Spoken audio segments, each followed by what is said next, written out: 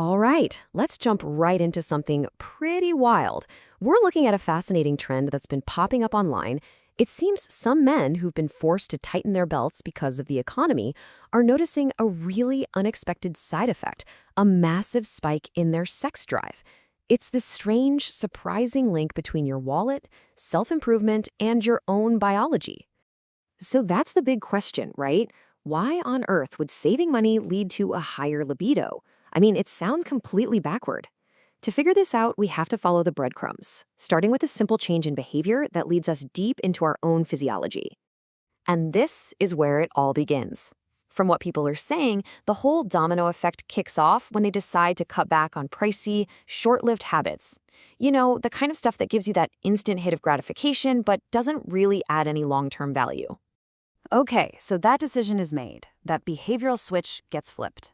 But what is actually happening inside the body to cause this boost? This is where things get really, really interesting. Let's get into the biology of it all. A huge part of this is driven by what you could call the testosterone triple threat. First up, heavy lifting. We're talking big compound movements like squats and deadlifts. They're proven to spike testosterone. Second, you've got better body composition. As these guys lose fat, they have less of the enzyme that turns testosterone into estrogen. Simple as that. And third, there's the winner effect. When you crush a goal in the gym or make a smart trade, you get this rush of dopamine and testosterone, which just fuels your confidence and makes you want to do it again. But hey, it's not just about hormones.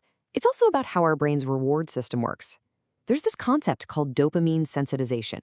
See, when you stop bombarding your brain with super intense, high-frequency stuff, it kind of resets itself. And the result, normal, everyday attraction starts to feel way more powerful and rewarding. And this slide right here shows that shift perfectly. On one side, you see a brain that's just become desensitized from all that constant stimulation. It needs more and more novelty just to feel anything.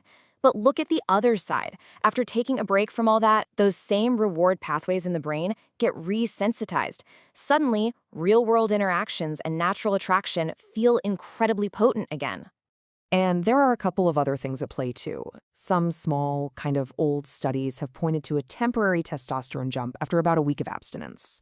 Then there's the psychological angle, this feeling of redirecting all that sexual energy into your work or your goals. And finally, just eating better and exercising improves your vascular health, which, is pretty fundamental for physical arousal.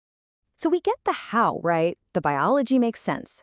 But that just brings up an even bigger question. What is pushing so many people to make this exact same lifestyle change, all at the same time? Well, the answer isn't just about personal choice. It's about a really powerful force from the outside world. Yeah, this whole shift really comes down to one thing, an economic trigger, a pressure that's hitting millions of people right now, and basically forcing them to change their habits in ways they never expected.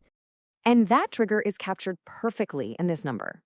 According to the U.S. Bureau of Labor Statistics, inflation's been hanging out around 2.7 to 3%.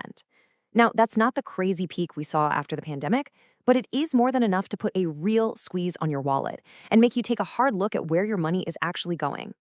And what's the first stuff to go? Discretionary spending. We're talking luxury goods, pricey nights out, high-end services, all the non-essentials. When the budget gets tight, those nice-to-have expenses are always the first on the chopping block. But this isn't just about money. For a lot of people, it becomes a major psychological shift. This economic pressure acts as a wake-up call, as many have put it. It sparks this total change in mindset from chasing instant pleasure to focusing on long-term goals and delayed gratification. So where does all that saved money go? This chart tells the story. It's being reinvested. It's being redirected into things that have a real long-term return on investment. Gym memberships, stocks, crypto, skill-building courses. It's a complete pivot from consuming things that disappear to investing in yourself. Okay, so we've got the biological changes on one hand and the economic pressure on the other. Let's pull back and put it all together. Let's look at the big picture, because what you start to see is this incredibly powerful self-reinforcing cycle. And this is exactly how that feedback loop works. Step 1, the economy puts on the pressure, forcing budget cuts. Step 2, that sparks a change in behavior, where money moves from spending into self-improvement. Step 3, the body itself responds with a biological reward. We're talking more testosterone, more sensitive dopamine systems. And then step 4, that physical boost gives you more motivation, more discipline, which just reinforces those new, healthier habits. It becomes this amazing upward spiral. Now, we have to be real about the science here for a second. While some smaller studies do show a temporary testosterone spike from short-term abstinence, there really isn't strong proof of a lasting hormonal benefit from doing it long-term. And what that suggests is that the psychological stuff, that sense of achievement, that dopamine reset, is probably just as important in this whole thing, if not more so.